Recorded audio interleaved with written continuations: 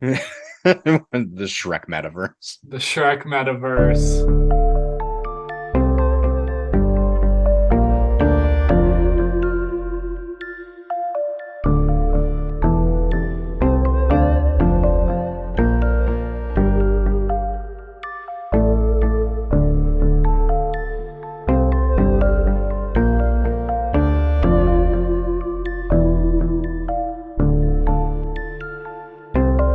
Hello, and welcome to Fancy Movies You Haven't Seen with Robert Sharkey, the podcast where I smoke unfiltered cigarettes and talk about why you should only record things on film and then play them on the Criterion Collection. I am joined today by Aaron and Rachel, host of the popular Twitter account Platinum Jubilee All Over Me, where they talk about how great the Queen was. So, folks, what was your favorite war crime? I was getting ramped up to talk about Jean-Luc Godard, who died this past week, and I'm all sure of he did those something. films. So I pass to Rachel. What is your favorite war crime? Specifically British, Yeah. in honor of the Queen, Her Majesty. I don't know. There's just so many. I did just see a map of the world of the countries and when they were liberated under British rule or like from British rule. And I was surprised to learn that the most recent one was in the 80s and they were like the Caribbean islands. Yeah. And so, that was fun. But I feel like the real fun war crimes, the ones that really express the sheer misanthropy of empire, were all done like in Victoria's reign. Oh, for sure. And everything else just pales in comparison. I mean, my big concern really is what's going to happen to all those corgis. I know. Because they're little puppers and they don't. Did they say Andrew was taking the corgis? I don't know who Andrew is. Andrew, who is he? Is well, he the now the disgraced Prince Andrew, the one Jeffrey Epstein's buddy. Oh, Was the that child sex guy? Yeah. Okay. Was he her husband? No, he's her son. His like allegedly her favorite son. One of her sons. So Chuck is not her favorite son, but he's taking the throne. Correct. All right. He's the oldest, I think. Yes. So it goes Chuck, Andy. Yeah. And is there another one? There's like a daughter. Isn't there a daughter? There is a daughter. Yeah, but she's not in the with a K and then DYCE. And then it's the grandchildren. I mean, there was another daughter in there that was murdered. Yeah. By the Queen. And that doesn't really count as a war crime. It's a good crime. Monarch and on monarch violence is a good crime. I'm for that. On monarch violence, yeah. Wonder, if let's project out a bit. Like, where do you think Chuck 3 is going to take the throne? I'm excited for when British feudalism comes back around. It's back with that royal who wanted to be a Nazi, who was I think a generation before Elizabeth. Whatever. Yeah. There was that Nazi king who abdicated. He wait, wanted to do a fascism. Oh, yeah. Really? He was on the Nazi side? Yeah, he was a huge Nazi. Okay. So it was her brother, her dad's brother, right? That was him. Yeah. Okay. All right. And he was I want to do a fascism. And they were like, bro, you got to get out of here. All right. So let me ask you guys a question. I have lived in the UK and I don't give a shit about this. Why do any Americans give a shit? I used to work with someone back in Nashville who fucking loved the royal family. And I never understood. She knew who all of these people were, what they were lords of. And my theory is that we're not really that intricately or deeply connected. We don't have a good understanding of what the monarchy in Britain has actually done and anything about them. And the whole point is they keep it mysterious, right? So we don't really know what goes on behind the scenes. And so I think that mixed sex with crimes. the social media and the shows now that depict them, and it's just, I think it's more like a celebrity fascination. Oh fuck, I forgot The Crown exists. Yeah, that's probably a part of Which is weird because I really like what's her name? The actress who plays Elizabeth, Olivia something Colman. She's great. Yeah, she's a great actress. She was in The Favorite, which is a fantastic movie. She was in Peep Show, which is one of the best shows of all time. Yeah. How sick is Wool? Oh yeah, the fucking Royals. The coke-addled maniac. No, but I was on the trail in Peru, and we were like laughing. Wouldn't it be funny if when we get back into service, we found out Biden died? Well, it turns out it was the Queen that died. And then we were talking about it, and are you witches? And if you look in the background of Rachel's shot, you can see SWAT entering.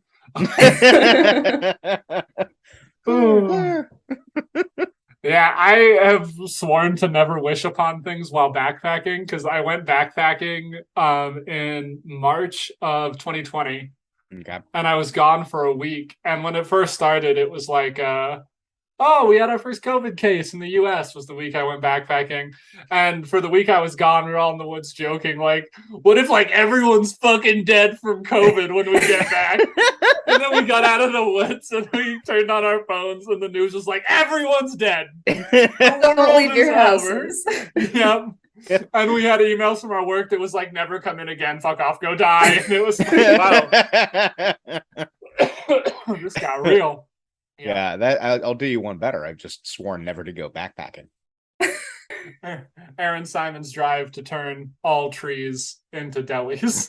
Yes, all trees must be replaced by delis. If you don't, instead of leaves, it's just knishes and blitzes just falling off the trees. If you donate to his charity, he will cut down one tree and replace it with a deli for every $1. It's now on Patreon. You yourself can fund the resurgence of the Jewish deli across this country.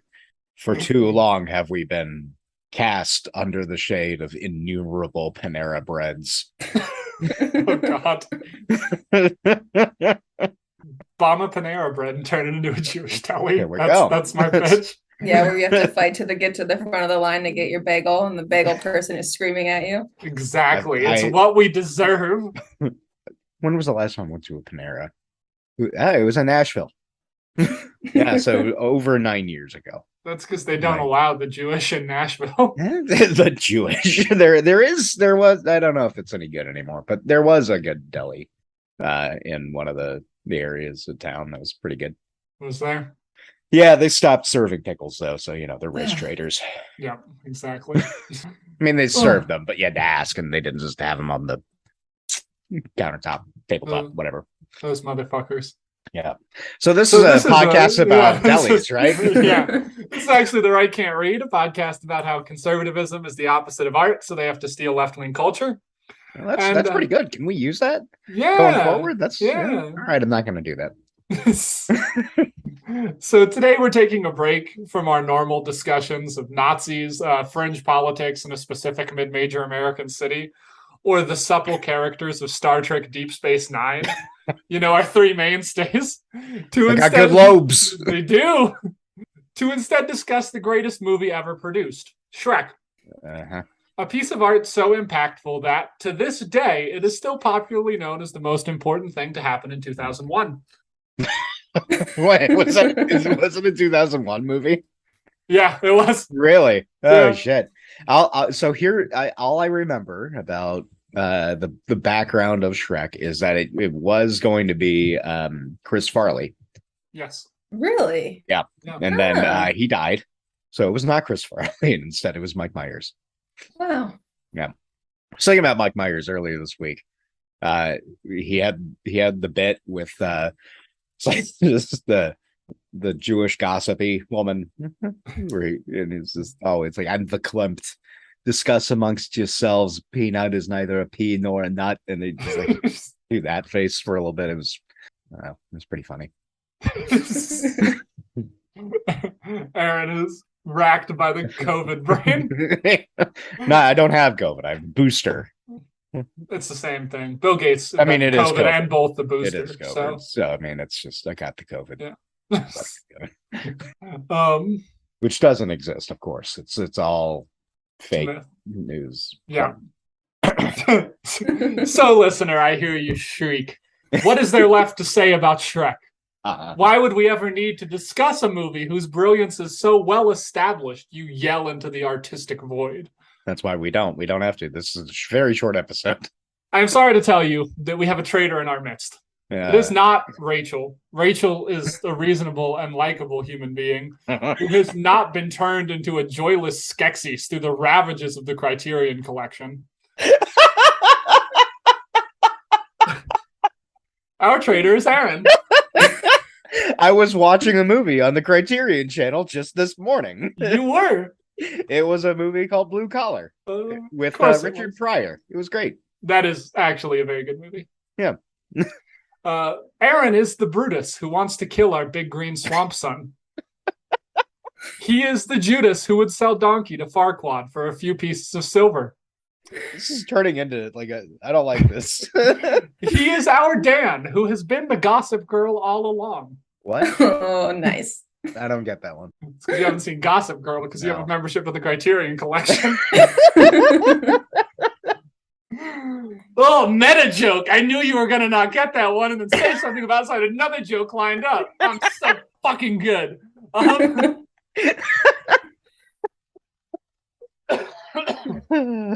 Aaron, this is your time to defend yourself before I read you several thousand words about Shrek.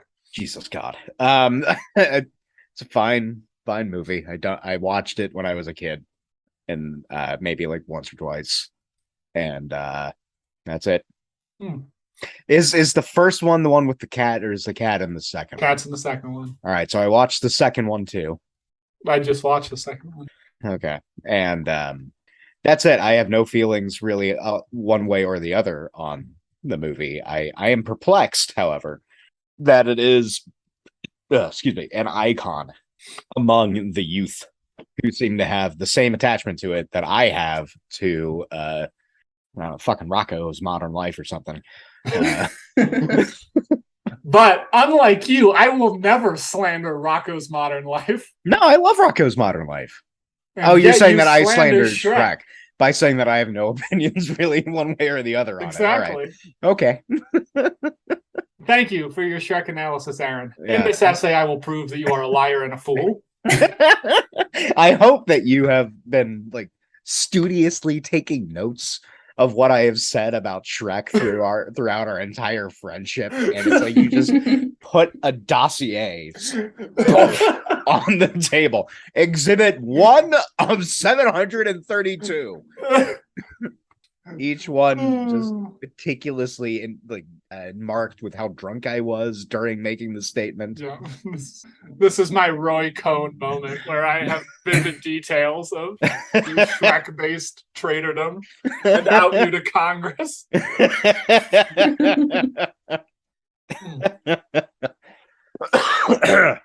Excellent. So, listener, before I launch into a discussion of our Scottish Lord and Savior, I first need to establish my artistic credentials. Now, hold on. Yes. I'm going to take issue with this immediately. He's not Scottish. He's an ogre. Ogres can be Scottish? But he's not. Is there Scotland? How do you know where the swamp is? It's not established. But, no one else has... It's outside of Duloc, but it's not... We don't know where Duloc is. Duloc is a French arguably, Duloc... Well, you could say lock as in, the Scottish lock. Yeah, maybe. How's it spelled? Who Come on. Say? That's a fucking cop-out, and you know it. How's it spelled, shark? D-U-L-A-C? Dulac. C'est français. Oh, are we going to say that nothing in the British Isles has a French name? I mean, as we've established, all the English are really just French people who refuse to acknowledge that they're French. They're the off-brand French. They're the off-brand French. No. That's a fun thing to do when you go to England. And if you go to kind of a rough pub and you go up to someone and say, "So how's it feel being French?"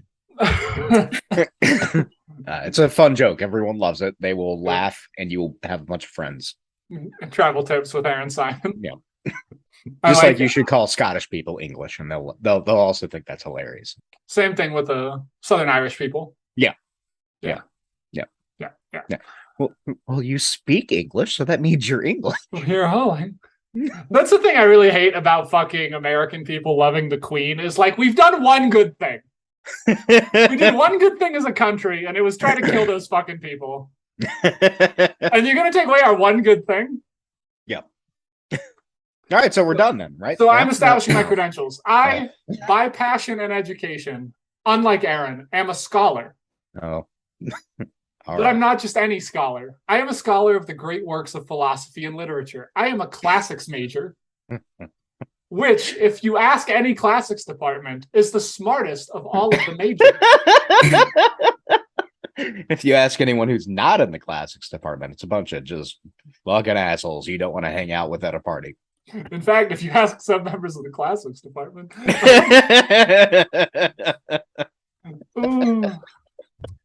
I, unlike Aaron, have read the great works of history.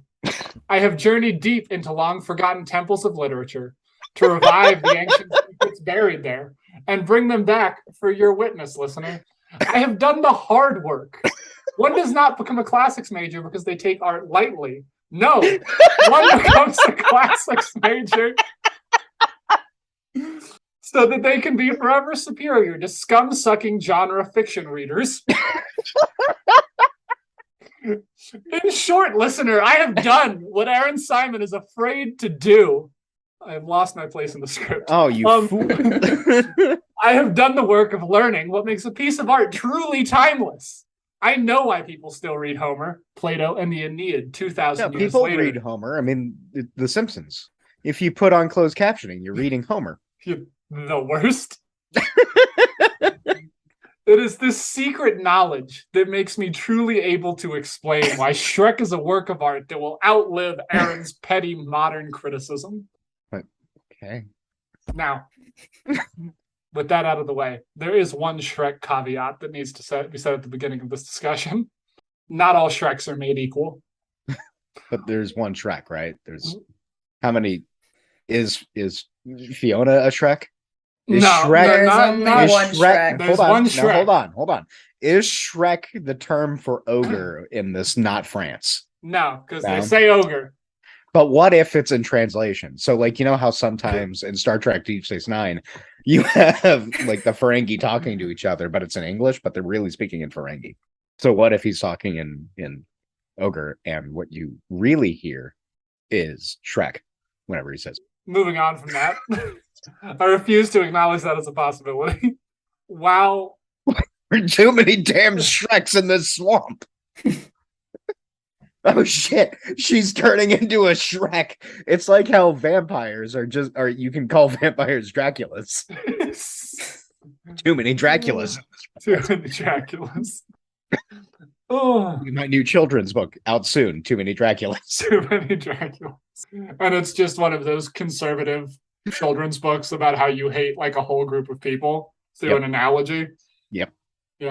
All these Draculas are coming up and taking our jobs and kitchens and farms. All these Draculas are being flown to Martha's Vineyard. That wouldn't work though, because Martha's Vineyard's solely populated by actual vampires. Yeah. Do you think Martha Stewart owns Martha's Vineyard? Yes, that's why the Marthas is possessive. Yep. Martha apostrophe S Vineyard. Yeah. So while there are some Shreks given to us by divine revelation, there are those simply imitating the word of God. Even the devil can use ogres for his own purposes. Now, these are the Gnostic texts. Yes, scholars like myself divide Shrek into two groups, as you pointed out. Yeah. There's the Adamson Shreks, the original, Shrek 1, 2, and we allow Shrek the musical has some divine revelation. There are the non-canonical Shreks. Okay. Commonly known as 3 and 4. I refuse to even acknowledge the existence of these heretical Shreks, so we won't be discussing them any further. Does Puss in Boots count as one of the Shreks? I hate you for this. That's a legitimate question. He's in Shrek 2. Yeah, no, but wasn't there a movie just about him? I Yeah. Like there was, yeah. That's a non-canonical Shrek. Okay. Yeah. Right. That doesn't. See. I am such a good observant of Shrekness that I had forgotten that even existed. Okay. As I'm attempting to do with Shreks 3 and 4. What other movies are there? So there's 1, 2, 3, 4. Yeah. There's Puss in. Isn't there a sequel to the Puss in Boots? I think there's like an animated series and a few video games. Okay. Oh, there's a Shrek the Halls. I swear to God, Rachel, I thought you were going to say Shrek the Holocaust. And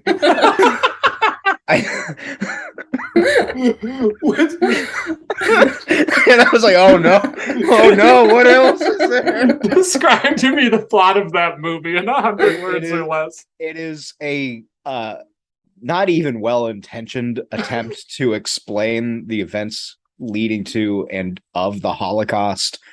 2 children using Shrek as a framing device, where Farquaad is who's a good one? I guess Himmler, and Shrek is, of course, a Jew, I guess. And Aaron, we get into all of this later in the script. This is just Shrek 1. Sorry, go ahead.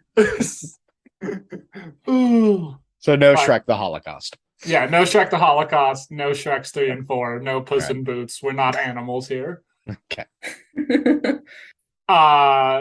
Those movies exist only to pull us from the light of the true Shreks. I will fight a war for 100 years. I will kill all of Europe.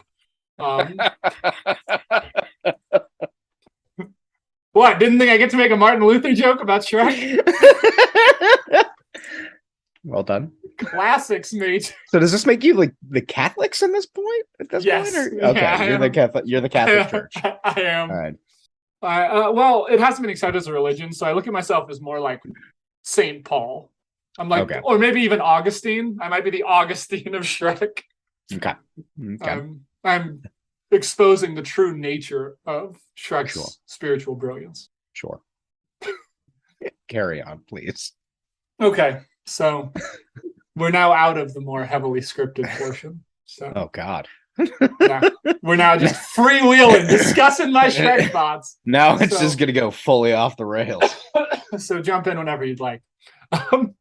Before anything else, I would like to discuss the most slandered part of Shrek by fools and liars.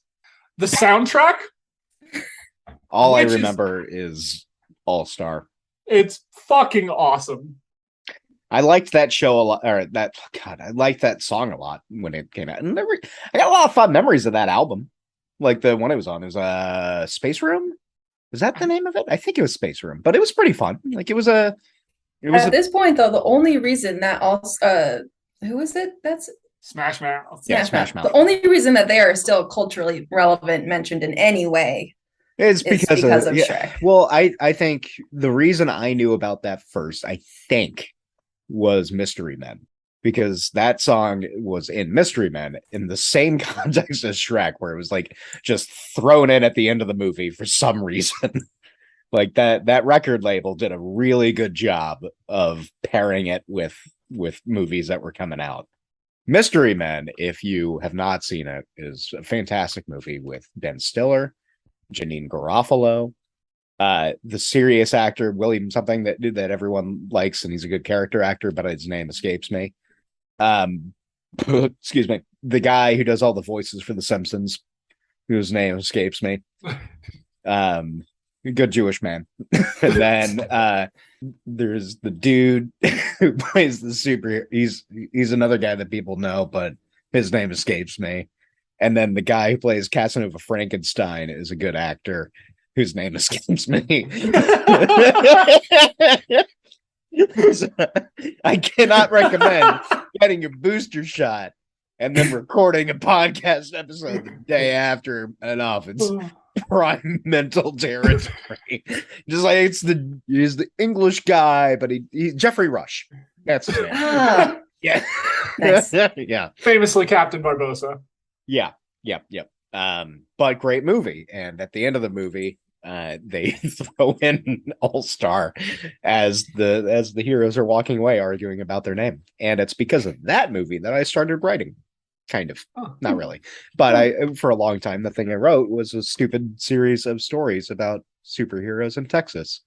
That's cool. And lifted it wholesale off of the Mystery Men, because when you're getting started writing, fan fiction is okay. In a way, you really have your whole artistic career because of Smash Mouth. Yeah, exactly. Yeah. That's what we're getting. Shout outs to Smash Mouth, even though I think they're MAGA now. I don't know. Are they? I know they're still around. Are they? I don't know. Yeah. They play festivals occasionally, and they think that they're like important, but they're no Chumbawamba. They're no Chumbawamba. Who are actual geniuses. Who yes. were also 90s one-hit wonders. Listen to more Chumbawamba, listener, if you haven't. Anarchy, great album. Yeah, all their shit's fucking awesome. Yeah. They're an anarcho-punk band who made one song that everybody liked. Yep. And all the rest of their shit is about killing the government. They've got a great song called I forget what it's called, but the chorus is "Can't talk with a mouth full of shit." Yeah. Do something about it. They've also got a great song called "Compliments of Your Waitress," which is about if you're mean to your waitress, she'll shit in your food. Which is really good. So why wasn't Chumbawamba in Shrek? That's a great question. I assume because they would have been too powerful together. Okay. Yeah, it would have been a really good addition. All right, so now let's say there's a universe where that happened. This is our man in the high castle. Yeah, this is our man in the high castle. And not only is Chumbawamba on the soundtrack of Shrek, but the actors are in it in various roles. In this universe, the power of this film is such that it is inducted into the Criterion Collection. Yeah, naturally. What would your perspective then change by virtue of it being in the Criterion Collection? Well, then the Criterion Collection would represent the true instantiation of art's freedom rather than the rigid definitions of art that it represents today. Yeah, you're right, because it's got Repo Man. Yeah. And as we all know, Repo Man is the most high class of movies. It doesn't have a long rambling thing about a dude talking about how if you hear someone say plate of shrimp, that's all you're going to see for the next day. I have no idea what you guys Which are is talking very about. funny because I was watching the movie recently. You've never seen Repo Man? No one. Sure, people have not seen Repo Man. I think Repo Man is way more popular than it is? You do. Repo Man is fantastic. It's a very young Emilio Estevez.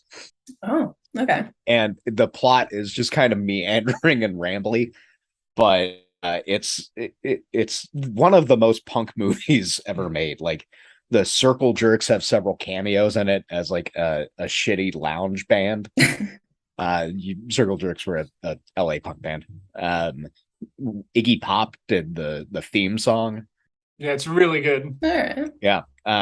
Harry Dean Stanton is in it. And it's a great movie. Yeah. But yeah, there's a scene where like Emilio Estevez is in the lot of this repo lot, and the janitor is this just kind of space cadet dude. And he's talking about just we're all like interconnected, and people from the future are going back in time, stealing people from the present and then putting them back in the past, which is why people exist in the first place. But before that, he's talking about like how come like if you hear someone like just talk about something, we all share the same wavelength, which is why you hear someone say plate of shrimp. That's what you're going to see. You're going to see like a plate of shrimp, or someone's going to say shrimp, or you're going to see like a plate with shrimp on it. So I'm walking around town and I'm going to a movie, and I go to the record store next door, and in the window they had just written plate of shrimp on a piece of paper and stuck it to the window. Oh, yeah. Yeah. I think they did that because they were showing Repo Man there recently. That's probably. No, they weren't doing that. They were showing Buckaroo Banzai, which is another great movie.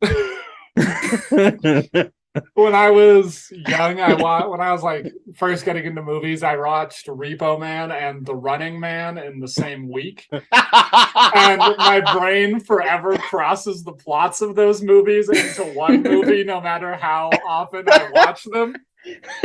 I can't extricate them apart from each other because of their similar titles. That's great. Yeah. Did you know Running Man is based on a Stephen King book? Yeah. That's I forgot about that until recently. That's crazy. Rachel, how lost are you? Gone. Have you seen Running Man? No. What's your feeling? Are you surprised? I don't know. What are your feelings on like dumb action movies? Generally they're entertaining. I don't really seek them out, but okay. There's a time and place. I have a proposal. One of these days, you and Redacted can come over and I'll show you Running Man and I'll make some like mac and cheese or something. Okay. It's a really great Running Schwarzenegger film before he like became as like polished and good at being likable. When did that come out? That was 89? I think so. Predator was 87. This Running Man was also 87. Okay. All right. I watched Predator again recently. That's another good one. Predator is good. Now, what do you think how would Shrek hold up against Predator? Shrek would destroy Predator. Yeah? Why do you think that? Because I've never seen Shrek lose a fight, and I've seen Predator lose multiple. That's a good point. But he's also won multiple fights. I think if you take 87 Predator as the standalone, if this is the text, okay, and everything else is supplementary text, then I mean Predator's kill count of that movie is pretty damn good. Did he beat a dragon? We don't know what the Predator's we are not. I don't think humanity has proven ourselves enough to be brought to the Predator homeworld. And given the sheer ability of the Predator to excel in combat, we can only assume that they had to evolve counter to things like dragons. You see, listener, people might edit out Aaron and I rambling about 80s movies for what must be 10 minutes, but I refuse because I'm an artist. Podcast verite. Exactly. Yeah. I'm going to now, in an effort to produce more interesting content, read to you some of the songs from the two Shrek soundtracks. Oh, that's right. We were talking about how much I like them. Obviously, All Star by Smash Mouth is a banger. We don't even need to discuss that. Yep. Unironically, it's a fun song. That is the opinion you've told me that has surprised me most in all of our friendship. It's a fun song. I am shocked you're a Smash Mouth stan.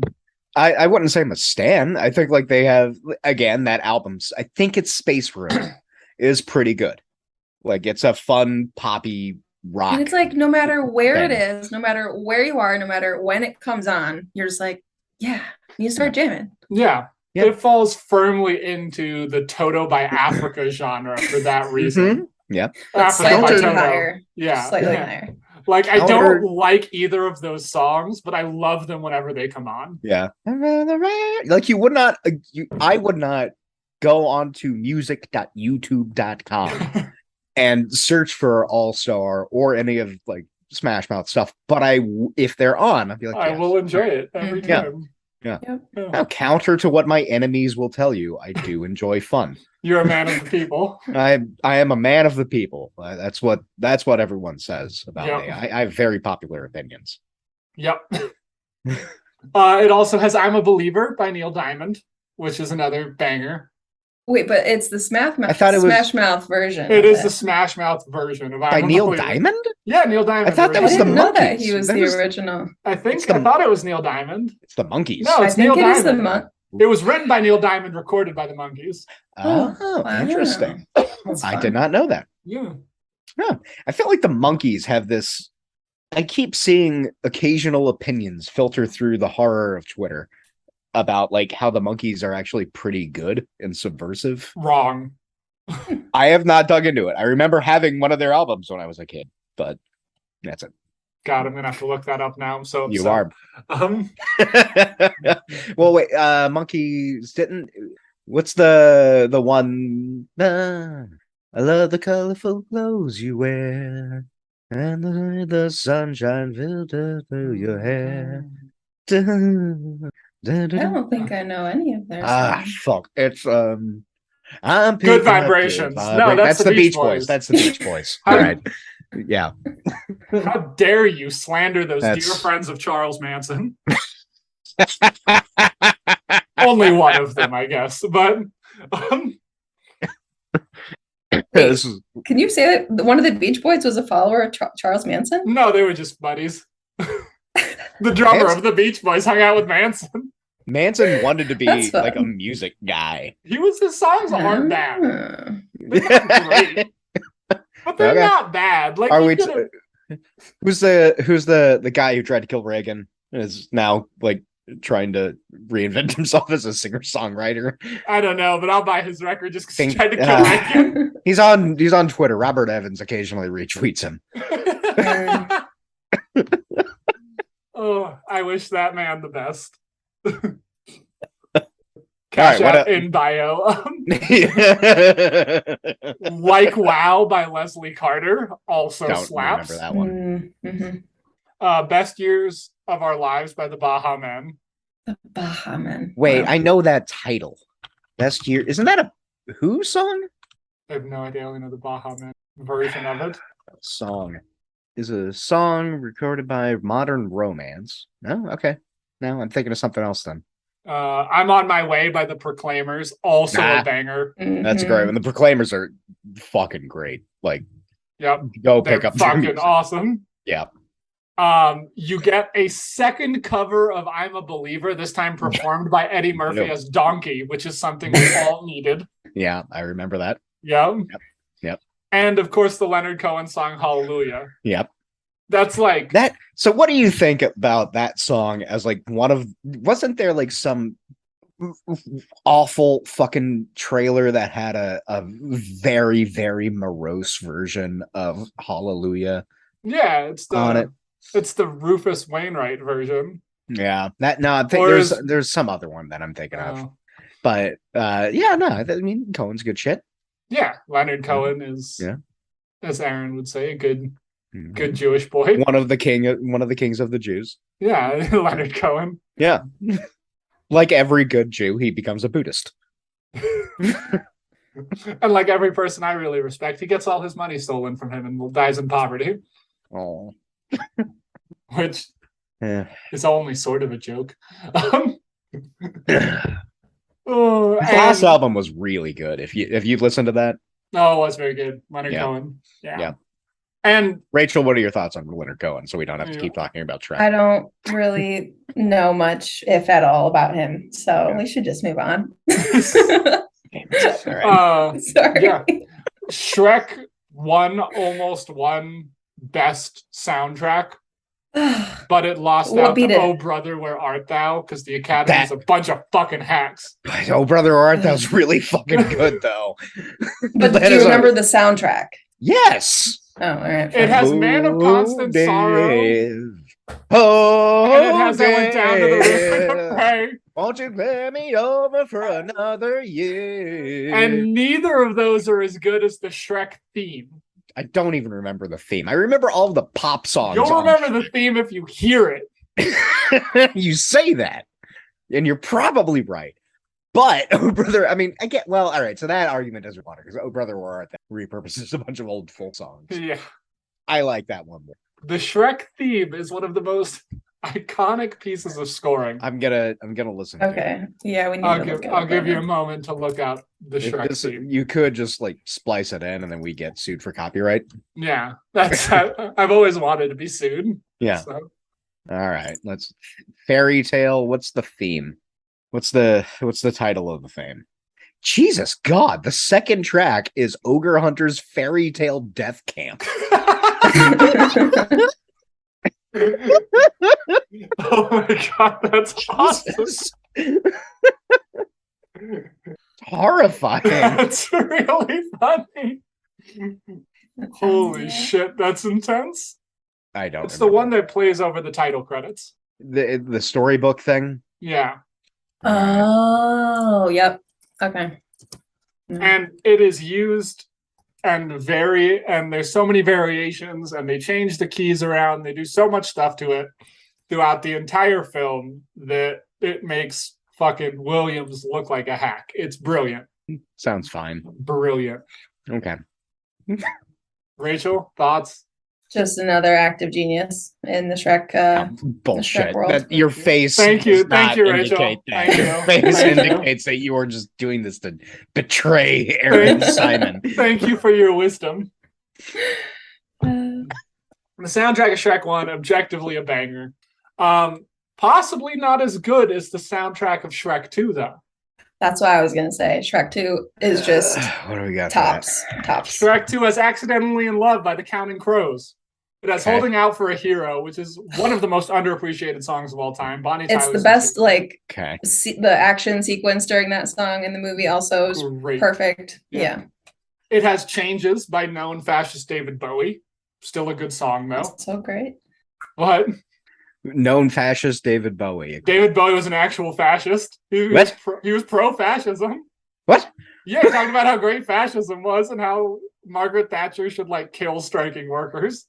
Yeah. He was a All right. very bad dude. I know very little about Bowie, aside from his last album was pretty good too.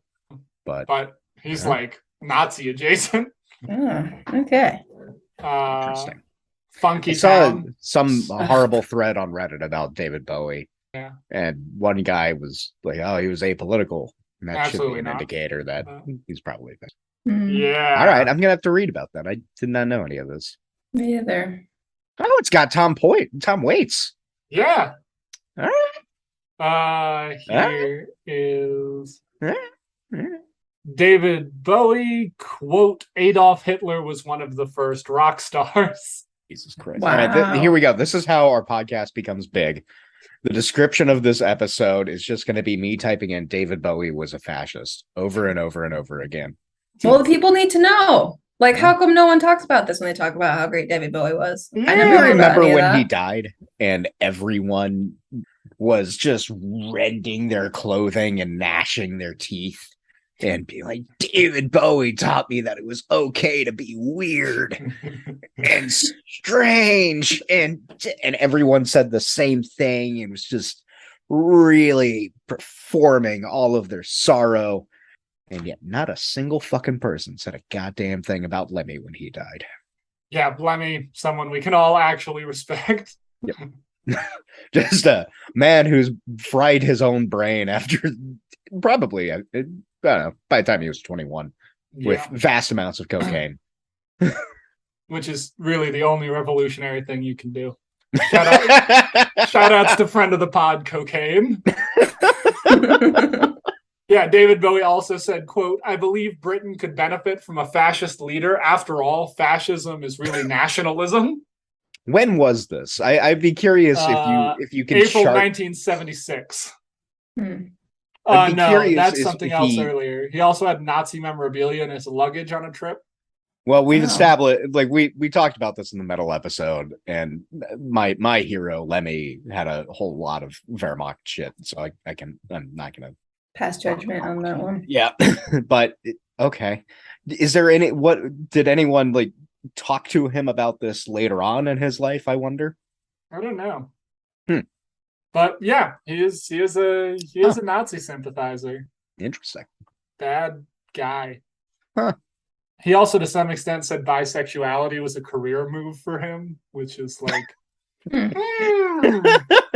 not cool, dude. The Hollywood Theater maybe still is showing a documentary about David Bowie. So should I just start protesting? Bring some signs, some clever signs. That was one of my least popular takes during the redacted uprising, is you'd be sitting around in the park previously talking about bullshit, and you'd talk about music inevitably, and someone would be like, yeah, man, one of my favorites is David Bowie. And I'd be like, oh yeah, you fucking say I can't like George Orwell, actual fascist murderer, but you love David Bowie, actual fascist guy. Some of those fucking conversations were the goddamn worst. I think that was after several months of being locked in. There was a part of me that was like, oh, I'm around other people again. This is great. And then some of those conversations, people are terrible. Yep. Yeah, I should have never left my house. Never leave your house. Never talk to anyone. Although yesterday when I was driving, I did see a group of people protesting, and they just had a bunch of signs that said, stop having kids. And I was like, yes, we need more signs like this. We need more protesters like this. Speaking of, do you know what else is on the soundtrack? A track by Nick Cave and the Bad Seeds called People Ain't No Good. That is true. Also a great song. Nick Cave and the Bad Seeds, very good. Yeah. There was also, a time. I Need Some Sleep by the Eels. The Eels are a great band. Listen to more of the Eels. Yeah, I haven't listened to them in a long time. Yeah. But I Need Some Sleep is always an appropriate sentence. Yeah, always a good backdrop to whatever's going on. Yeah, just you check in at work and people are, how is your day going? I need some sleep. Like everyone goes, yeah, me too. Yep. Yep. It also has a version of Eddie Murphy singing the theme song from Rawhide, which is really great in the opening. And I remember that. Yeah, I remember that. Yeah, it's fucking hilarious. And an Antonio Banderas and Eddie Murphy cover of Livin' La Vida Loca, which we always needed. Yep. Always. So I'm looking at IMDb for my list. And the first list that is related to this is cartoons. A list of 47 titles. So there are only 47 cartoons. That's all of them. That's all of them. All the cartoons. 47. Okay, it's important to note though that in the second movie there is the part where Shrek is, and wait, no, is it the first one?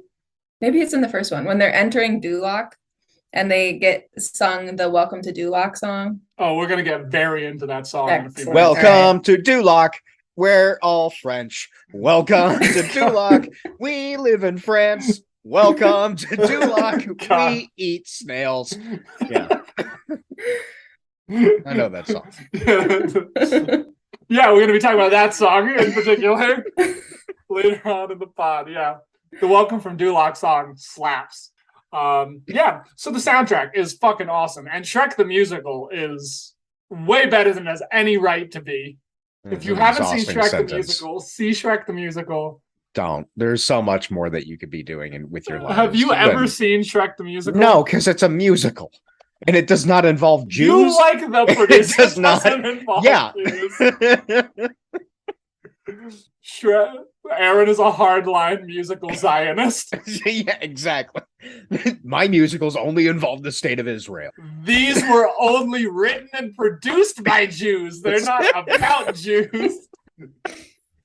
I would say that the producers, written, directed by Mel Brooks, Max Bialystock, obviously Jewish, Leo Bloom, obviously Jewish. It's basically a big, Borscht Belt shtick put to stage. That and Fiddler on the Roof, only two musicals that are allowed. I will extend this to concept albums. So Tommy gets a pass.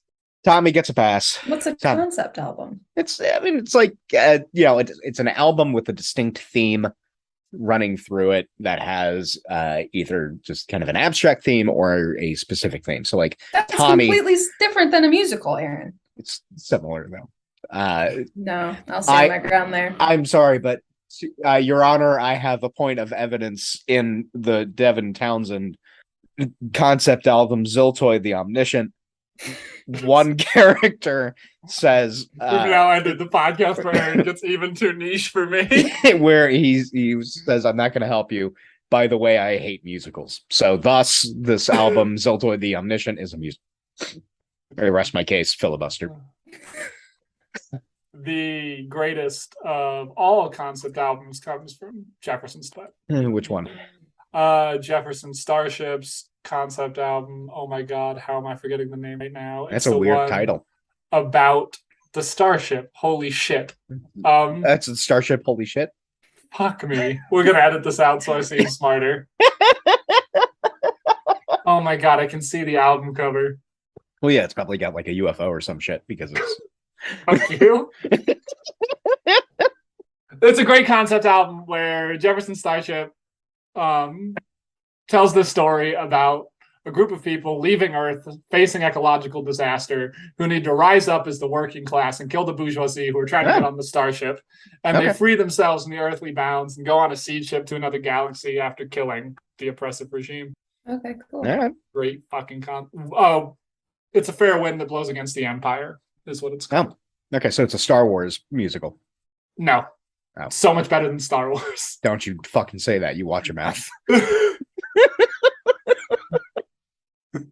Shrek the Musical is so good that unironically, the song Who I'd Be from Shrek the Musical was the #1 played song on my Spotify this year. All right. That's how pretty good. Fucking good it is. Here's the thing. On my Spotify playlist this year, it went Who I'd Be from Shrek the Musical. Okay. Then it went Jazz by the rapper Mick Jenkins. Then it went another song from Shrek. Nice. All right.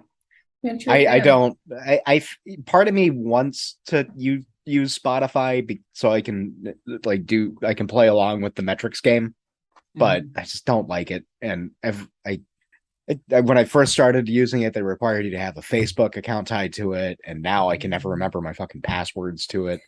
And I just don't want to deal with it. So. I currently have an issue where I need to change I think it's the email that's associated with it, but I can't actually get into that email anymore because it was a college email. And now I'm just locked forever into this one, and I can't make any updates to my account. It's really fun. It's a good time. Yeah. And it's all right. So here's my thing with musicals is most of the musicals I hear, the vocals are just too major key.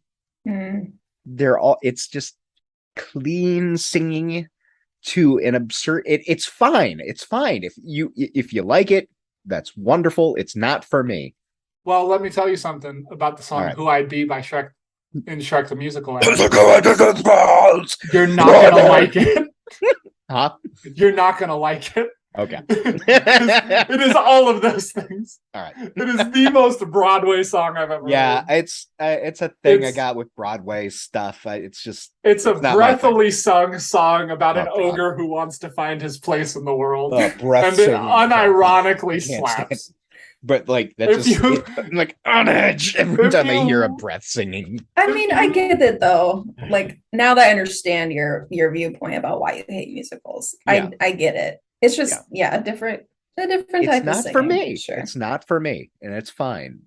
That's just like you two probably won't like Zoltoid the Omniscient. I don't know. Shark might. Rachel, you might. I don't know. Perhaps. So Rachel and I. That was a big backpedal immediately. That was a big Donald Trump. Well, you could use a ladder, kind of. Rachel and I have a mutual friend, former coworker, who I started getting into metal, and sent her this, and she just cannot stand the character Ziltoid. Looking at it freaks her out. I remember seeing this album cover. Yeah. That's great. Yeah. So again, I'm glad you like it. If you want the thing that might make you like Shrek the Musical, Aaron, is if you watch the clip from Who I'd Be. It's one of the most surreal things I've ever seen on a stage, because a man slathered in green paint is singing about his internal landscape to another man who's kneeling dressed as a donkey. And it's surreal, and you like that. It's weird, and you like weird stuff. I do. I liked reading about the Spider-Man musical. Yeah. Did you like all the people that got hurt? Is that what you? No, yeah. I every time I read about someone getting injured because of the stupid stunts, I just clapped and I went, "Yay! No more Broadway musical! Blood for the blood god!" There is a part of me who just reflexively dislikes Julie Taymor because of her specific brand of maximalism. Really, just gets me. And there was a fun book that came out after that kerfuffle. That was pretty fun book about that play. That's all I got. Do you like breathy musical singing, Rachel? Are you like a musical type? No, I mean, I'm not like I was never in theater, but I do appreciate a good musical. Yeah, I've seen a What do you couple like? in person. Um, let's see. Well, I got into musicals, I think, through like Phantom of the Opera, of course. Wicked, I've seen, which was awesome. Oh, you'll like Shrek the musical then. Say those Yeah, I things. would assume Yeah, that I you'll be would. into it. Yeah. It's very good. Yeah. So all of those soundtracks slap. We've established that at this point. Well, anyone who says differently is a fool. All right. Guess I'm a fool. Yes, you are. And my final beef that I need to take note of with musical stuff is that if you dislike Shrek because of its use of pop music, I also expect you to dislike Casablanca, which heavily features pop music of the day, and the movie Yellow Submarine, which is just pop music. That's a fun one. Yeah, it's a great fucking movie. Rachel, have you seen Yellow Submarine? Once. Okay. Yeah, I don't remember much of it, but yeah. How high were you at the time? Unfortunately, I was in high school, so I was sober, but yes. I should watch it again. Hi, that'd be fun. The last time I was in Texas, my dad had it on, and I was doing something in the kitchen, and I just kind of found myself just transfixed. I would also say Tarzan has good use of Phil Collins, like pop, like current, music of the time. Like, we're not talking about the one with Brendan Fraser. That's George of the Jungle. That's George Animal. Okay. Another movie whose hill I will die on as a great work of art. The Fraser verse. Why would I? We're doing another episode on George of the Jungle. That's our next fun one. I remember nothing about it. Have you ever seen it? When I was a kid. Okay. It's fucking amazing. Okay. Also, early 2000s Brendan Fraser can get it. Big fan of The Mummy. So good looking. The Mummy. I hear the new movie he's in is good. The Whale. Yeah, I heard he was actually like a good actor in that movie. It's like Darren Aronofsky, right? Yeah. That's strange.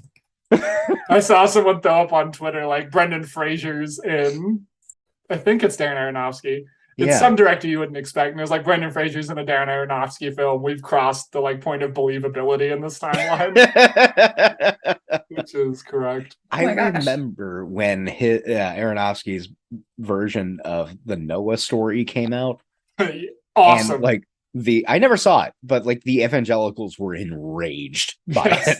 And I don't know why, because I never saw it. So do you care to explain in the Shrek episode why the Aronofsky Noah movie, this episode that is about vulgar auteur movies, the Shrek series, we're going to be talking about Darren Aronofsky, who is the opposite of vulgar auteur. As Rachel just completely checks out of mention of that film theory thing.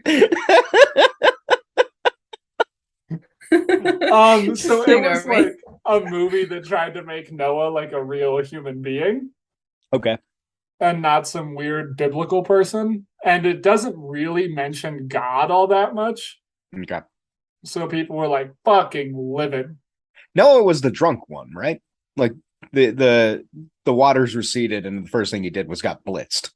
I think that's possible. A lot of people get really hammered. I think so. And I think it's the Noah story that ends with him getting very drunk and one of his daughters being like, "We need to repopulate the Oh no, you're thinking of Sodom and Gomorrah.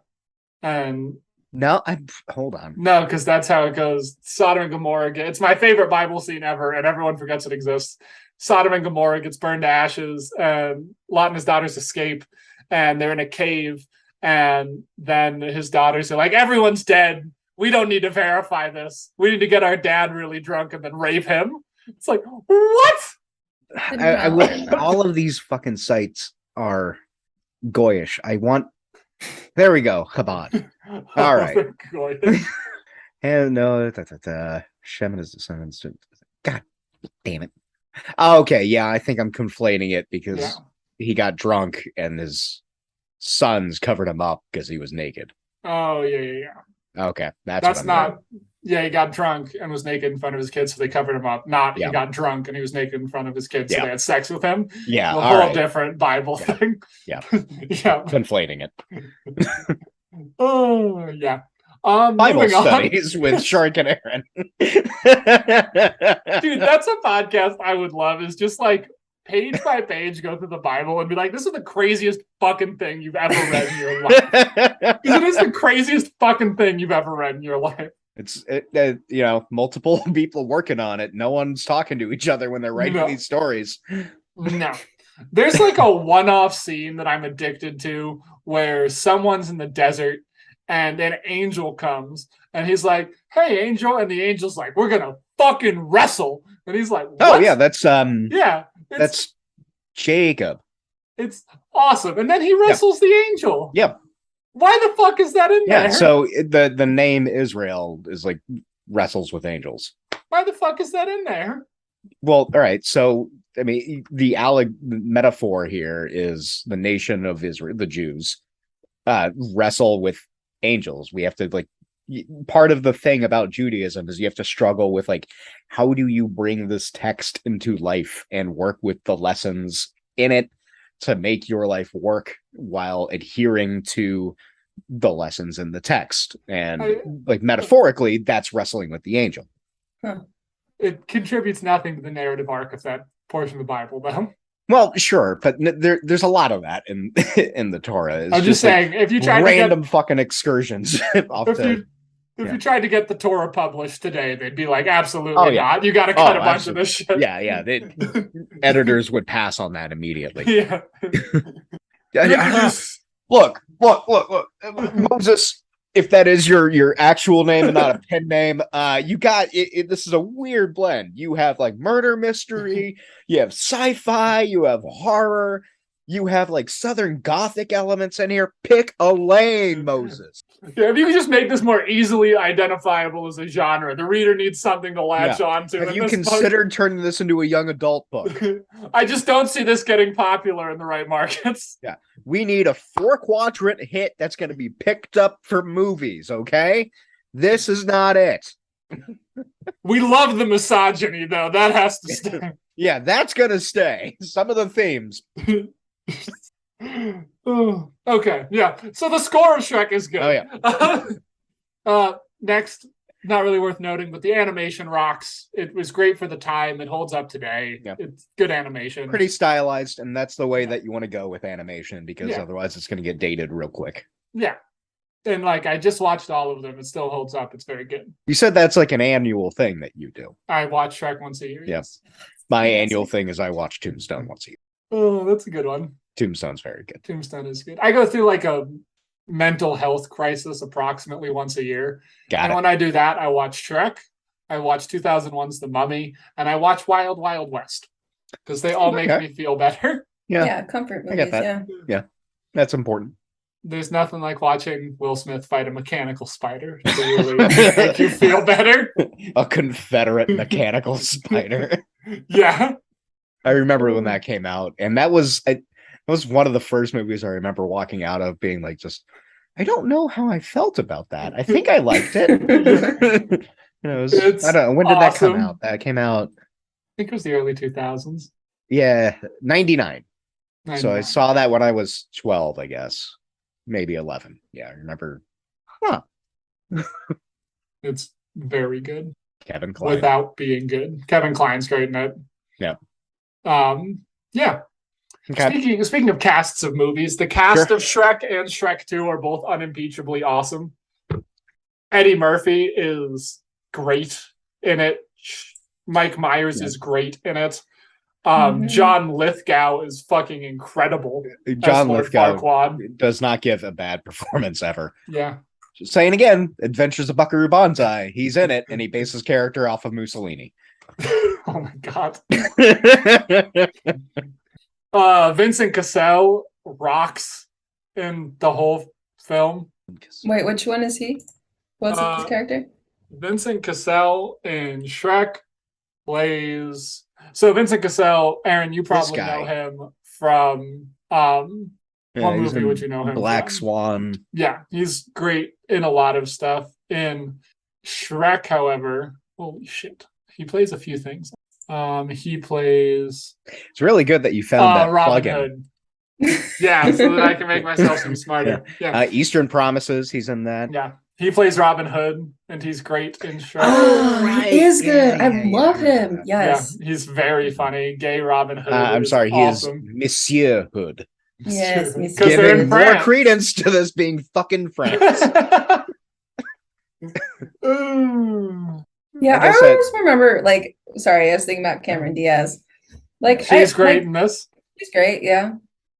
Oh, he's in La Haine.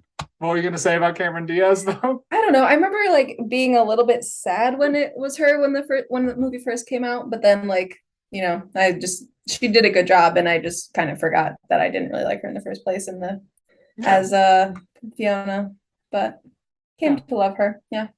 Yeah. She hasn't really done a lot in a while. She just always, I just think of her as like a rom-com person, but that's not probably accurate at all. No, I mean Vanilla Sky is one of the ones that she's like. It's like the weirder movie that she was in. Never seen it. Who directed that one again? That was Cameron Crowe. It's a weird one. She just kind of fell off the face of the earth, like a gap from 2014 to 2020. Sure. She's in The Other Woman, which was pretty good. There's a rom-com. She's in The Mask. Oh, yep. Yeah, a classic film. The She's in truly Gangs of New abysmal. York. Cameron Diaz is in Gangs of New York. Yeah, she's DiCaprio's love interest. I had absolutely edited that out of that movie. Yeah. She's not bad. She's got a bad accent, but you know, otherwise not bad. And being John Malkovich, she's in that. Of course. Great movie. And she's also in Shrek 2, which features Julie Andrews. Ugh, the Queen. And John Cleese, who are both awesome in it. John Cleese is in it? He plays King Harold, and he's fucking great. Okay. Antonio Banderas, obviously. The cat. Yeah. Mm-hmm. Rupert Everett plays Prince Charming. Jennifer Saunders plays the fairy godmother. Joan Rivers has a cameo. Okay. Larry King has a cameo. Yeah, as the ugly stepsister. There are so many movies where they like this specific niche of movies, and I don't think you see it too much anymore. Maybe you do, but like, and no, I guess you do with like Sing and Sing 2, those kind of things. But like the big animated movies where they have celebrities cameoing them as themselves, basically. And I feel like Larry King did that a lot. Yeah. I mean, he's cameoing as the ugly stepsister in this, but he's very good. You will not be surprised to learn that my grandmother had a huge thing for Larry King. No, not at all. So Larry King was always on TV when I was living with my grandma. Of all the newscasters. Yeah. So that's all the things that I feel need to get out of the way about like the nitty gritty of Shrek. Okay. Now we can get into the real part of the script that I want to talk about. Our longest episode to date. 5 hours on Shrek. My dog starved to death as we talk about Shrek. Unironically, I might have more hours worth of stuff to mention. Alrighty, so let's talk a little about storytelling.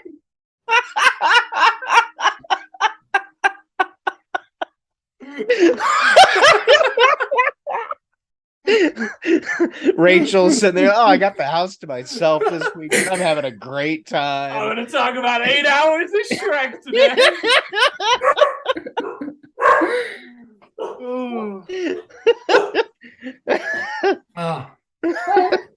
Okay, so wait, does Winnie want to chime in? Yeah, can you hear? Yeah, what are her thoughts on Shrek? Intruder. Oh. So we obviously, whenever you're talking about storytelling, you have to take stories in the context and purpose they're written. Sure. The purpose of Shrek isn't to write some like avant-garde masterpiece. It is to satirize Hollywood. Okay. To do this, it's written in the style of a modern, high-budget Disney blockbuster. Yeah, this format came about because big studios wanted safe plots that everyone likes. And now it's the entirety of the new movie industry. Yeah, so, it's all of it. Yeah, there's... Yeah. Although I'm going to go see 3,000 Years of Longing tomorrow, and that is a good movie. Again? Yeah. Nice. It's a good fucking movie. I saw Mad Max like 5 times in theaters, so this is... Yeah, I like George Miller. That's fair. Yeah. Very strong opinions on Mad Max from Winnie. Yeah. Fucking loves Mad Max. Yep. Rachel looks down, her dog just got a spray can with Yeah, her barks translate to witness me. Squirrel's looking down at her, shouting, mediocre! Yeah, because they want movies that everyone likes, Hollywood's heavily influenced by people who claim they've found universal truths about storytelling. These people can all go fuck themselves. But if you do follow their basic structure, their paint-by-numbers stories, you'll almost always make a film that sells decently if you have a big advertising budget, sure, which is all they're looking for. To understand this style and how Shrek co-ops it into something genius, we have to first analyze how Hollywood pumps out this stream of liquid sewage, and these befouled waters flow largely from the anuses of 2 men, Joseph Campbell and Sid Field. Oh, I thought you were going to say the Russo brothers. Also, the Russo brothers and J.J. Abrams. And Abrams is attached to the new Constantine movie. Oh, good.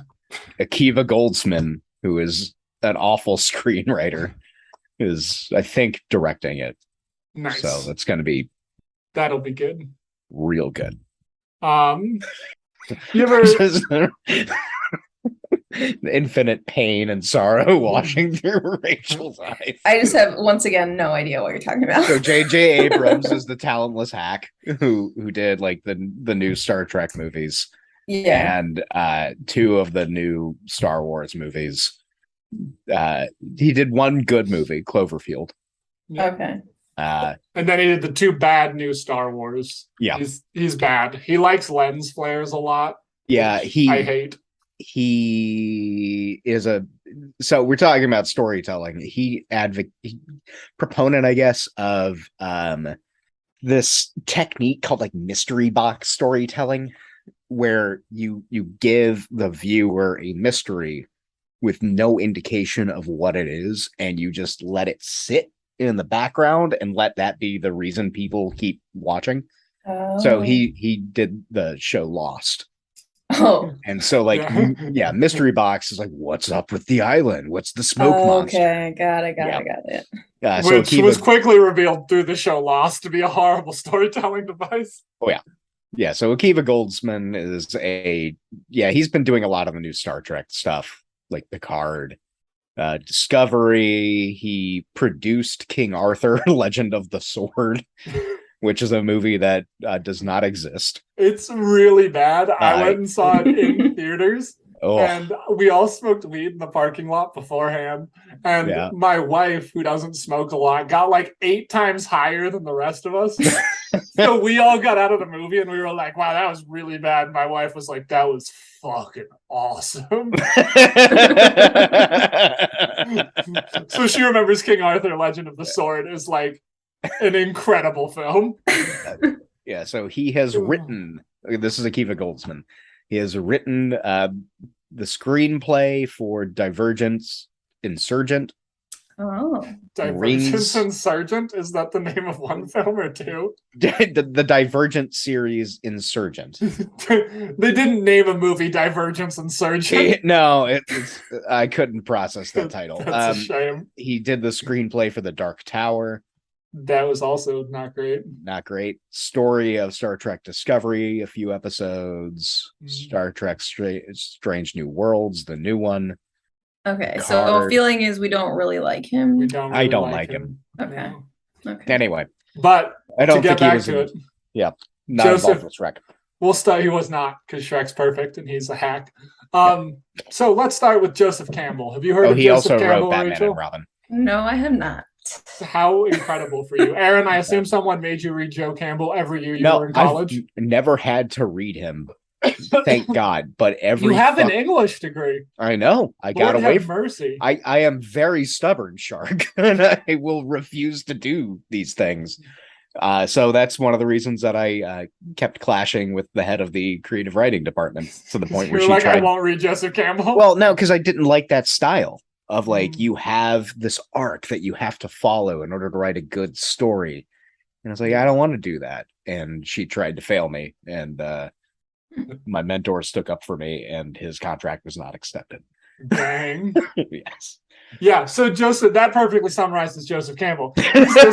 He's this misogynist who taught at an all-women's college who came up with a theory about how all stories are actually the same story called a monomyth, which is a series of archetypes that explain all stories. Jungian archetypes. Yeah. Fucking weirdos like Joseph Peterson absolutely love Joseph Campbell. He's the worst. His idea is that a young man, often raised poor, sets out on a quest, either willingly or unwillingly, after receiving help from a wise guide, rescues a princess, returns home changed. Okay. I knew that concept existed. Someone I knew the thing, but I guess I just didn't put the person with attributing to that creation thing. He really fucking it's like a super popular concept now. It's everywhere, like you're saying, like everyone loves it, but he sucks. This is a really bad version of storytelling because he taught at Sarah Lawrence. Okay. And he told all the women in his classes that they couldn't be part of the hero's journey because the hero's journey was about men while teaching at an all-women's college. I mean, it makes sense, right? Yeah. He fucking sucks. Yeah. And from my perspective, I mean, there's a certain strain of writer school and writer thought that's you have to follow a trope in order to tell a story. And I think that's very, very boring. And I know a guy who is better than that, but he keeps sticking to it. And I blame Joseph Campbell. Yeah. Yeah, because his impact is outsized for a weird intellectual. Some people who list him as an influence are Stanley Kubrick, Dan Harmon, The Grateful Dead, all of Disney, Jim Morrison. Wow. Oh, that makes sense, though. Jordan Peterson. Yeah. Jungian archetypes. George Lucas. Yeah. Big fan of Joseph Campbell. Lucas is such a fascinating dude. Yeah. So, every movie you've ever watched has ripped Joseph Campbell and the monomyth. That was produced by a big budget Hollywood studio. Yeah. I don't have to debunk this. I'm going to include a great piece in from the LA Review of Books in the show notes about how what Joseph Campbell does is collapse 100,000 years of storytelling into Star Wars. Calm down, Aaron. Yeah. No, that's a lot of again. George Lucas is a strange man. And most of this just involves him saying that women shouldn't be a part of storytelling and that ensemble casts don't exist, both of which are opinions you can have, I guess. Meanwhile, Mary Shelley is screeching from another dimension. Oh, yeah. Yeah. Agatha Christie screeching from another dimension. He fucking sucks. The second poopy tide is known as 3-act structure. Yep. Yeah, that's one of the things that I butt heads with my other writer buddy about is he's very into act structures. And take it away, Aaron. What is the 3-act structure? All right. Basically, you have first act is establishing the stakes and the plot. Second act is the actions happening, people get betrayed. They do things to each other. They have things done to them. And then the third act is the resolution. Okay. Having no background in film or storytelling at all, I totally knew that already. So good. Okay. Yeah. And it's it's kind of an extension of to go full writer theory. It's an extension of Shakespeare's 5-act structure. where, the first act is like, yeah, everything happens. And then you have like rising action, falling action, denouement, all of that kind of stuff that you may remember from like, and the way it works is it's translated into this 3-act structure, which has become like the Bible for mainstream storytelling and screenplay writing. And you can even see it in TV too, although it's like very compressed with television because you're working with a lot less time. Makes unless sense. You're doing like a prestige show where you can get away with an hour and a half episodes for some reason. But I would prefer for what's it called, Aaron? The Dragon Show. Oh, the new one? The new one or the original one? Oh, Game of Thrones. Game of Thrones. Thank you. Yeah. Oh my God. Yes. So all right. You have the 3-act structure, and I don't know if you're going to go into the shark, but then that got even further mutated by a guy whose name I cannot recall. Surprise, surprise. But he's a big like screenplay theory dude. And he's if you've seen Adaptation, which nope, okay, skipping that. So there's a book called Save the Cat, and Save the Cat is like one of the Bibles of mainstream storytelling, along with Joseph Campbell and all of this stuff about 3-act structures. And basically, it distills a 90-page screenplay, 90 to 100-page screenplay, into plot beats that you have to hit at certain pages in the screenplay, with the assumption that 1 page equals 1 minute of action on the screen. And which right there, you should know it's a fucking absurd idea. Well, I mean, it kind of works out. It depends on what you're writing. I'm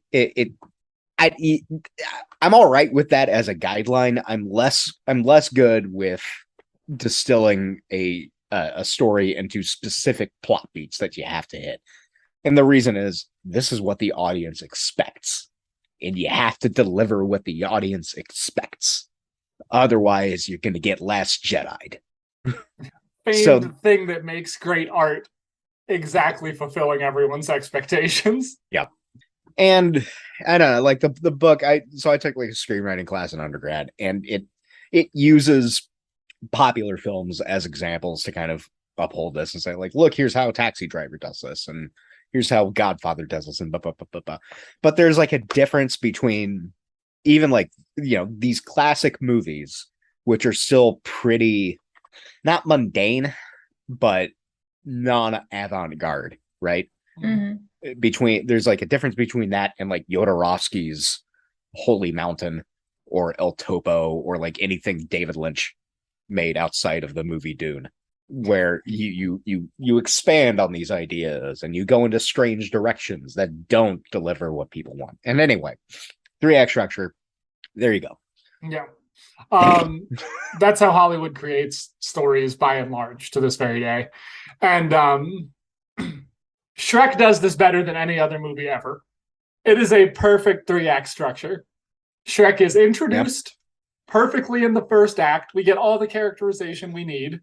A conflict is introduced that bridges us to the second act, where Shrek faces various trials and tribulations to converge the plot back to the initial inciting conflict and overcome the initial hurdle. It's perfect. It does it well. It's the best told Hollywood story of all time. So all you're telling me is that I'm right to be bored by this movie? No, I'm telling you that even a boring story structure, when taken to its logical extreme of perfection, is good. Okay. The 3-act structure exists because it is satisfying. Joseph Campbell's monomyth has something to say, and Shrek smooths out all the things that are bad about these two things, making it perfect. It turns it into a glossy magazine that you flip through, and then it slips off of your mind perfectly, allowing you to never think about it again. No. It is overproduced, but it is not Jonas Brothers overproduced. It is Thriller overproduced. It is Elton John overproduced. You would say that it's maximalist. I would say that it's maximalist in a way that is I think absolutely that fits perfect. considering how it ends with a festive sing along to the song All Star. Maximalism fits. It is a perfectly told story. Okay. All right. And so, Rachel, your homework assignment. Okay, are you ready for this? We need a 5-paragraph essay on where you stand on the 3X structure of storytelling. If you can deliver that by the end of this week. Project managed. I'll put it on the Gantt chart. Don't talk to me about Gantt charts, Aaron. I hope I never see one again. What else you got for us, Shark? Secondly, Shrek is praxis. Praxis? It's a politically perfect film, and it's a film whose methodology we should all follow. Explain. Shrek opens with someone who is content living a solitary life free from the politics of his day. Shrek is an anarcho-primitivist at the start of the film. He doesn't see the importance of class solidarity. He thinks he can live outside of the class conflicts raging in his world, and he doesn't even have an opinion on colonialism when we see him squeezing a grub onto a stick to brush his teeth. Very quickly, however, though, Shrek realizes that even though he has been lightly pitted against the political structures of his world previously by like bands of raving lunatics, there comes a time when everyone will have to choose a side in the coming class war. This is when his swamp is expropriated by the government of Duloc and turned into a concentration camp for oppressed peoples. Don't remember that. Wait, so are jokes about creatures? Yeah, it's when they just all like come down on his swamp and he's like, get the fuck out of here, but then they can't. And then he's like, I'm gonna go fix this problem so you can get out of my swamp. The whole thing. Don't remember it being a concentration camp. There is literally a scene where informants are selling fairy tale creatures to the government for money, and they're being led away in chains to the swamp. So our jokes earlier about Shrek the Holocaust were more on point. I said I would get to it. All right. And I'm getting to Shrek the Holocaust. All right. Shrek then realizes that the trials of colonialism have come to the place where he lives. But he does not develop class solidarity at this moment. He thinks that he can become a soldier for colonialism and save himself the brunt of the problems. You see this mirrored in gay British colonialists like James Brooke, who dominated Indonesia despite being gay and the British Empire hating that. Yeah. Or Alan Turing, who was killed for homosexuality despite literally winning World War II. But Shrek Did they talk about that in that movie? In Shrek? No, in the Turing movie with his name, Cumberbatch. No, they don't talk about. Yeah, no, not really. They get to his suicide, but they don't talk about the fact the government fucking killed him. Okay. Yeah. So Shrek takes on a mission. There's a diatribe about Alan Turing and Shrek. Shrek turns to camera. His eyes are dilated. Red veins shoot through his orbs. Shrek, let me tell you. This is the mission he's sent on by Lord Farquaad. Lord Farquaad says, you get the princess, I'll leave you alone. Which, as all oppressed people know, always works out. Yeah, is not a promise they ever live up to.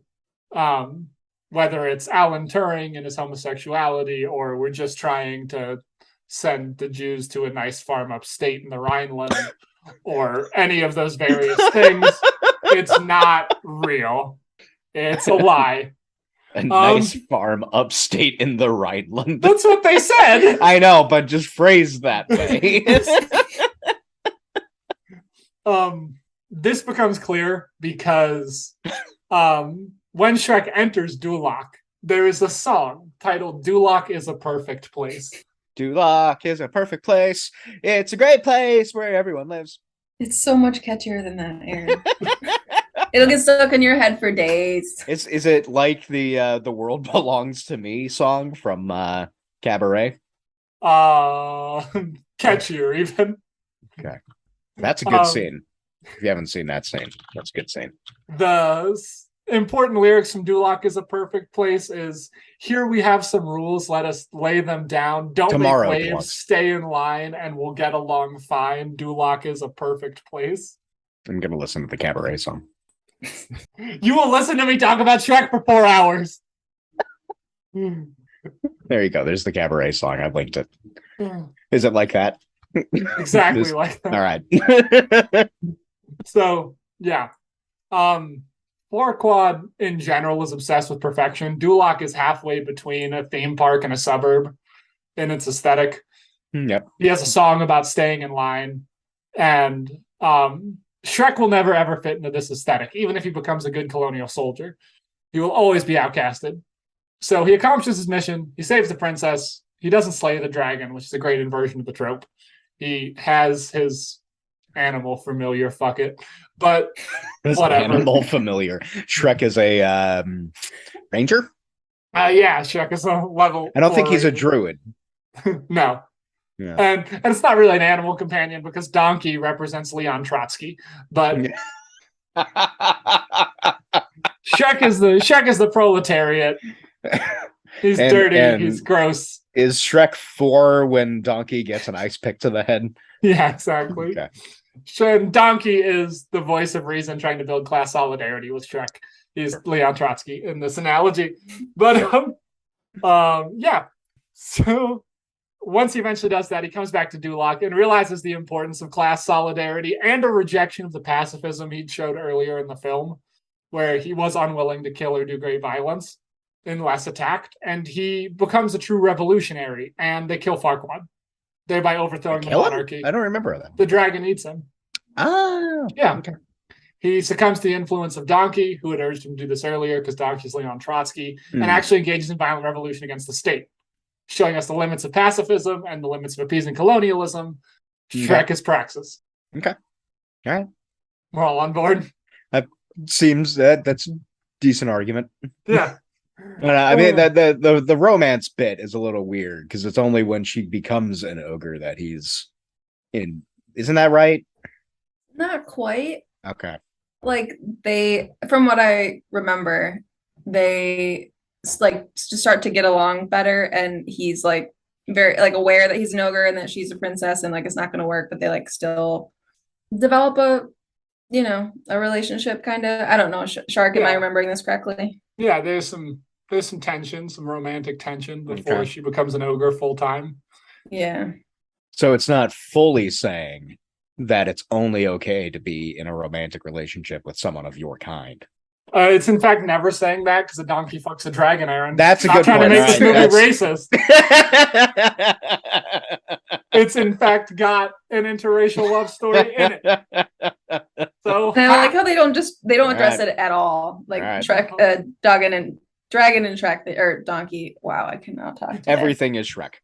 Yeah, they just don't address it. This is what we're doing. We're rolling with it. It works. Interspecies romance between the Shrek and the Shrek, while Shrek and Shrek are also engaging in their own romantic courtship. There is a truly terrifying bit in the third Shrek where Donkey and Dragon have children, and they're like Donka dragons, and they're terrifying, and I don't like them. But Donka dragons, they're not great. They're little demon monsters. Yeah. So Shrek learns about the difficulties of colonialism and that you need to violently overthrow the state and that class solidarity is important. Those are the three big messages of Shrek. Okay. And lastly, we realize that Shrek is talking about the corporatization of fairy tales and fantasies as a tool of the bourgeoisie for oppression. I'm proud of myself. I spelled bourgeoisie right there on the first try. It only took 11 years of reading Marx. It is a direct response to Disney and the copywriting of classic tales. Shrek is saying that like these fairy tales where we tie a clean bow on them and where everyone's pretty and everything's perfect is innately a tool of repression because they will always edit out as you can see right now with the Little Mermaid thing, anyone with darker skin, they'll edit out queer people. Wait, are they editing her skin? No, people are just fucking mad. Okay, all right, that's what I know. I was like, are they fucking lightening her skin to make her acceptable to people? All right.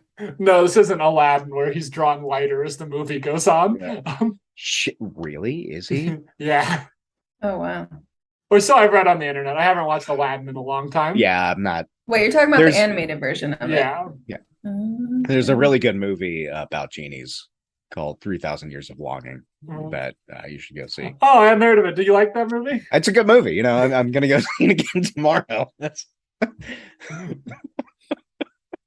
Yeah. So Shrek is telling us that we shouldn't have a fairy tale or fantasy version of storytelling. We should ground our stories in the reality of who and what people are. Could you also expand this to be an argument against pure ideology? Yes. Shrek is very pro diversity of tactics. Yeah. Saying perhaps like maybe you should work with people who you don't agree with 100% of the time. Aaron, I don't think that can possibly be true. Never works. In fact, if you are working with people and you have a disagreement about something, you should break off. Kill them. Or kill them. Yeah. Yeah. Break off, form another party, smaller, or kill them. Yeah. Because Shrek is learning about political ideology throughout the film. You have the like outright violence and radical revolutionaryism of someone like Dragon or Donkey. You have the neoliberal appeasement of someone like Fiona. But all in all, like Shrek realizes that both have their place. Does Fiona start throwing Molotov cocktails? No, she's always a neoliberal. She's from another class, in fact, and teaches Shrek that, like, and so, dare I say this, you might not have to kill everyone in the Glorious Revolution. So, Rachel, as our resident Orthodox Marxist-Leninist, how much rage do you feel at this? I don't know how to respond to that question.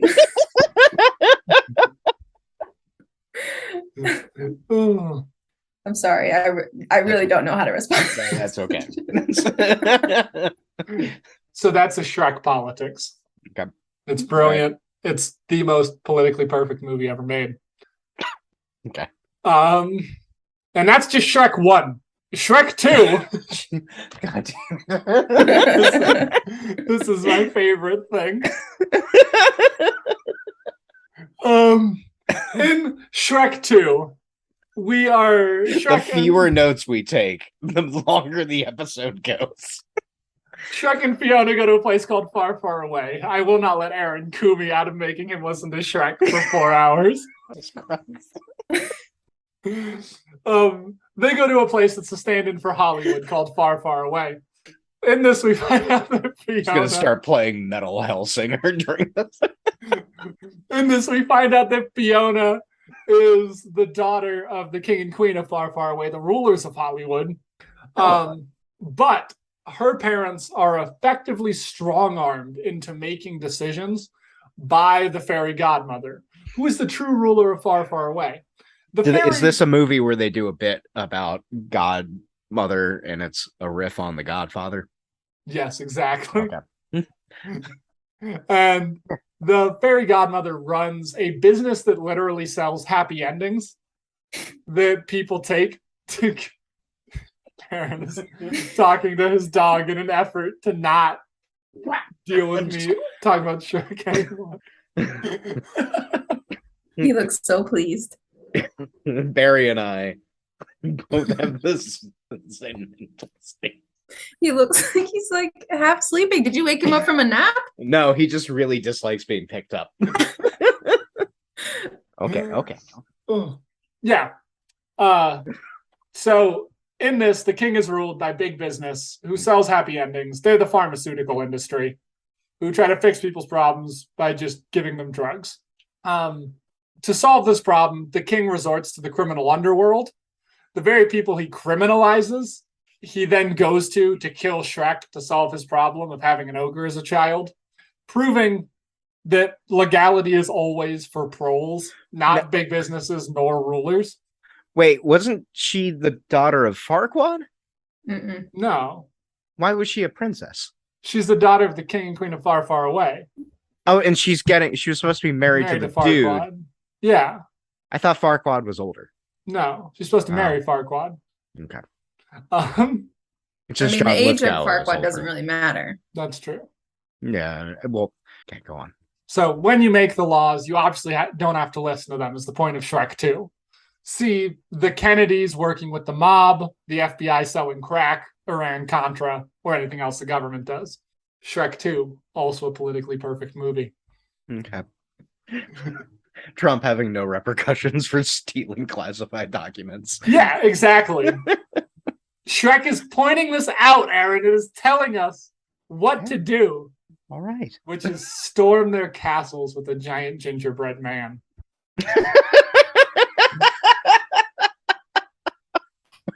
These people deserve violence, and that is what Shrek 2 is saying. Okay. It's not incitement, it's just an analysis. It's not incitement. It's just facts. It's just facts. Just analyzing Shrek, not inciting people to violence. Don't kill your congressman because I said Shrek 2 told you to.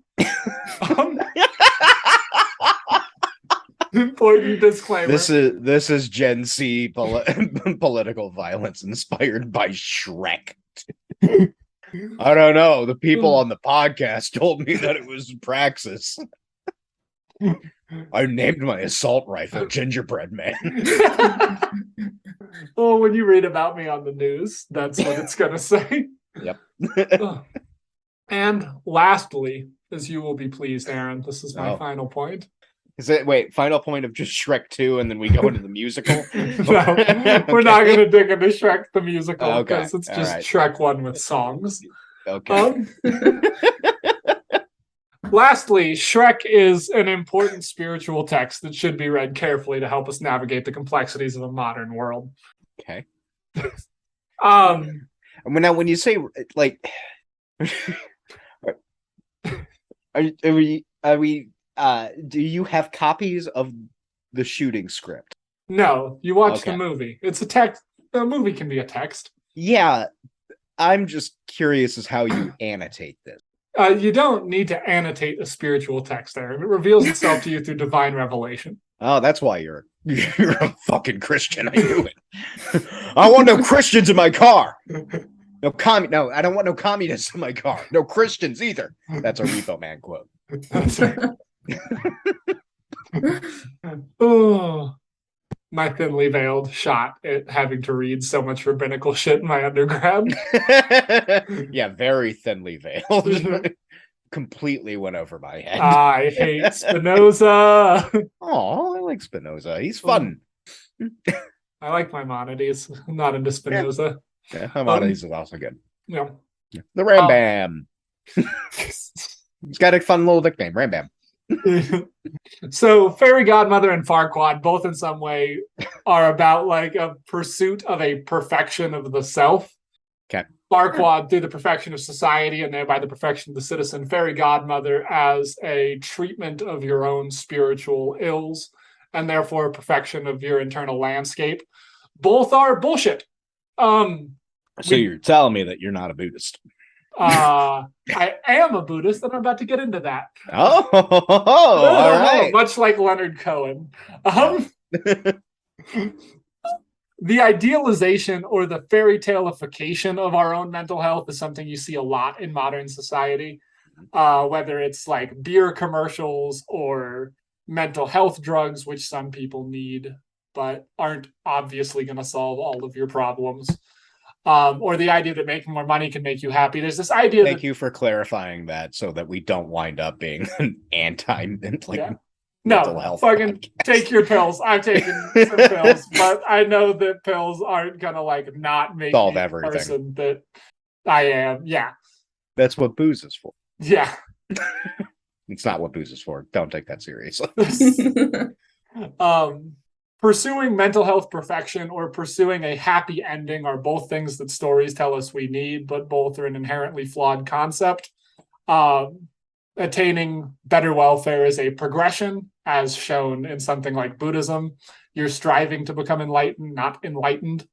And in the movie Shrek, where the innate conflicts are never truly resolved, but only improved upon.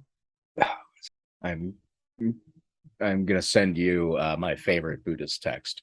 Well, this is probably Hindu, actually. It is interpreted by a Greek theologian, a group of theologians, really, that go by a collective called Rotting Christ. It's a link to a metal song, listeners. It is. Oh, so that's what I have to say about Shrek. Yeah. And that Donkey is Leon Trotsky. What is where does Puss in Boots fall? Puss in Boots is obviously some of the Eastern European mercenaries who fought for the Soviet. Okay. All right. How about Dragon? Does the dragon have a name, or is it just Dragon? This is a dragon. Dragon. Dragon is obviously the embodiment of the revolutionary will of the worker. Donkey being Leon Trotsky, Dragon is the violent arm of the state that carries out the Trotskyist will. Okay. But because it's Trotsky, not Stalin, it's the correct will of the people. Okay. Approved. Yep.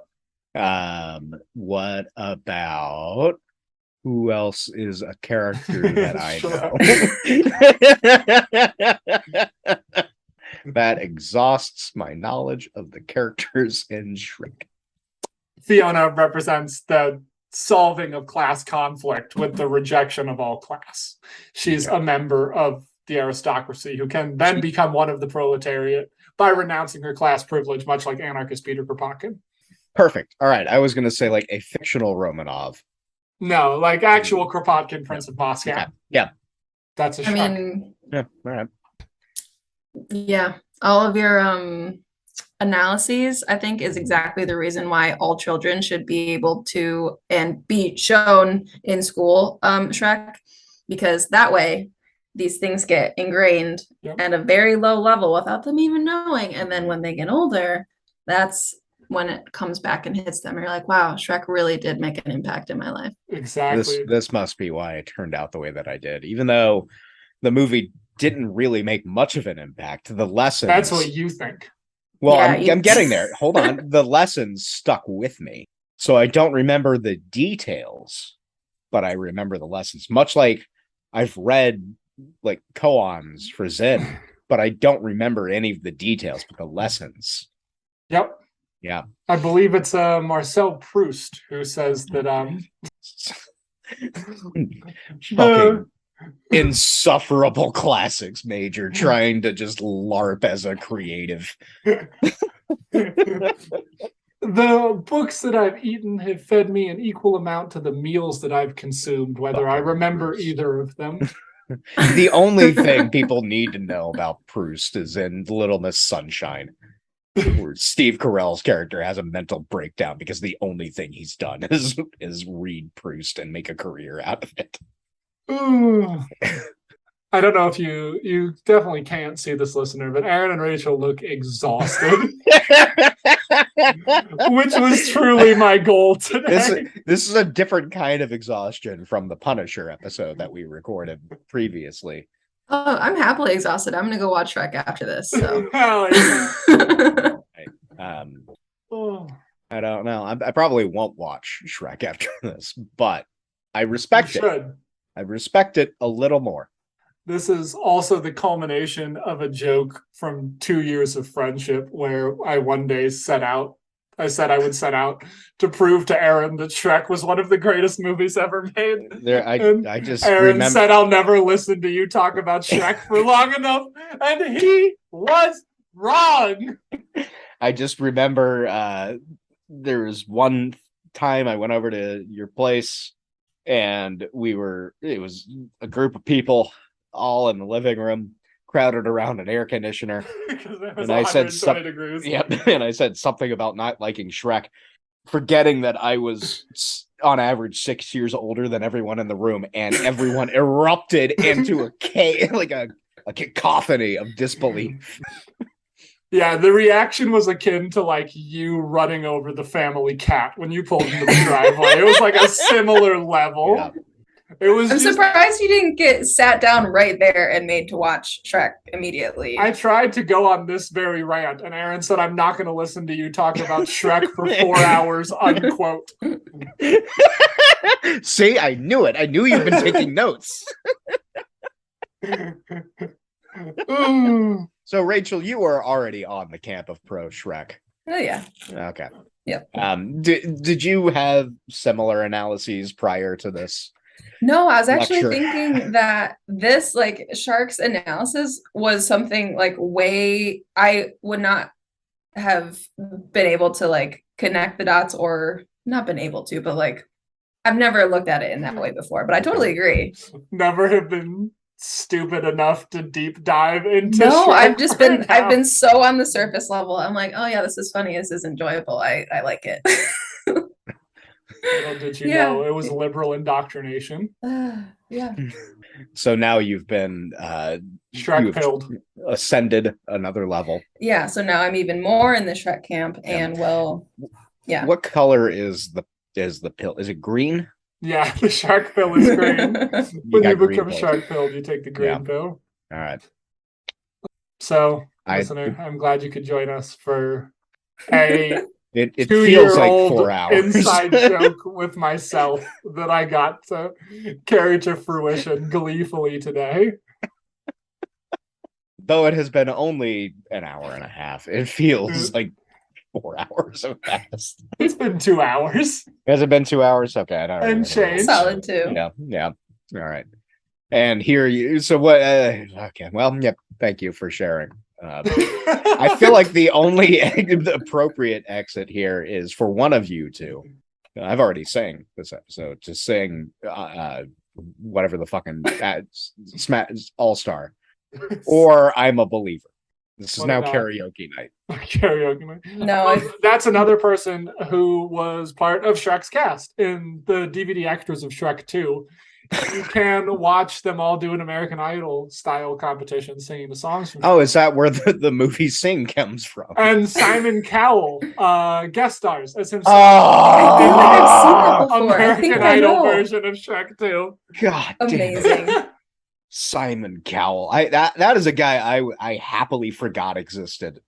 I think he's still doing the same thing. Oh yeah, I'm sure. I mean, the guy has made unlimited money.